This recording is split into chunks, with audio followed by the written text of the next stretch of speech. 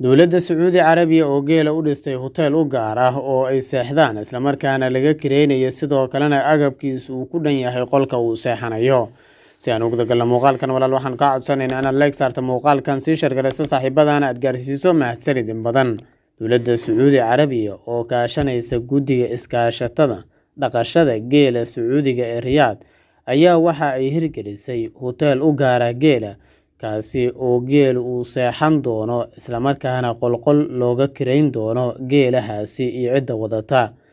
Dowladda Sacuudi Carabiya ayaa hotelkan geela u gaarka ah waxa ay sheegtay kaliya in uusan u noqon doonin geela jiif balse daryeel iyo nasiino uu u noqon doono geela hotelkan. Sidoo kale neef walba oo geela ah oo qofka iska leh uu qol uga kireeyay halkan uu geelahaasi heli doono daryeel caafimaad, nasiino, timaha ama dufta geela ku badata oo laga jaro iyo sidoo kale waxyaabo badan oo dan u ah geelahaasi.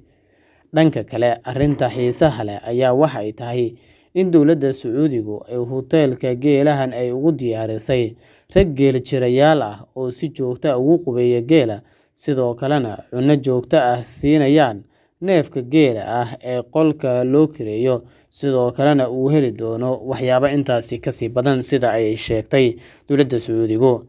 Dowladda Sacuudiga ayaa hotelkan geela waxay ugu magac dartay Raaxoole. Sababta loogu bixiyay ayaana waxa ay ku sheegtay neef waliba oo geela ah oo la keeno ama qol loo kireeyo in uu heli doono cunno joogto ah, qubeys joogto ah, xaaladiisa caafimaad oo lala socdo, biyo miisaaman oo la siiyo iyo dufta oo marka ay ku badato laga jarayo. Waxaana intaasi u dheer in marka hore inta aan qolka jiifka loo gudbin geela la hubinayo inta kiilo uu yahay, caafimaadkiisa sidoo kalena la siinayo ID number lagu garto loona sameynayo.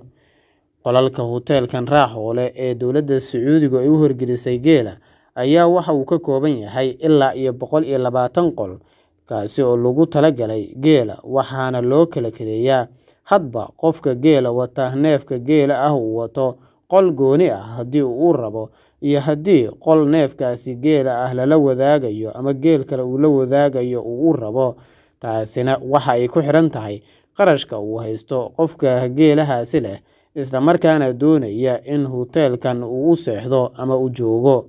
Intaasi waxaa dheer waxa uu hotelkan leeyahay shaqaale aad u carbisan oo soo dhaweynta geela ku fiican iyo sida loo dhaqo isla markaana wax waliba uu u baahan yahay geela diyaar u ah sida ay xustay dowladda Sacuudi Carabiya.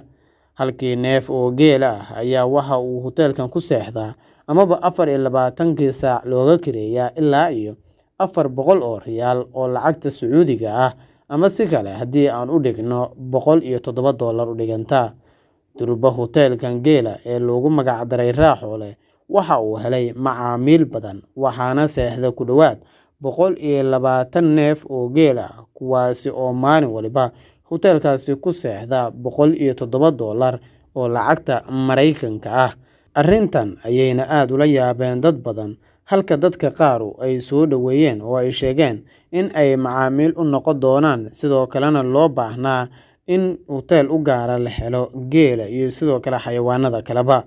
Kuwa badanna waxa ay si maalinle ah u tagaan hotelkaasi si ay u soo booqdaan halkaasi iyo waxa ka socda iyo hotelkan laga kireeyo geela sidoo kalena geel uu seexdo. Waxayna dowladdu sheegtay in 24 saac shaqaalaha hotelkaasi ay heegan yihiin isla markaana laga codsan karo qofkii geela wata in uu markaasi dhinaca internetka uu ku codsado qolka uu doonayo amaba ku booking gareysto.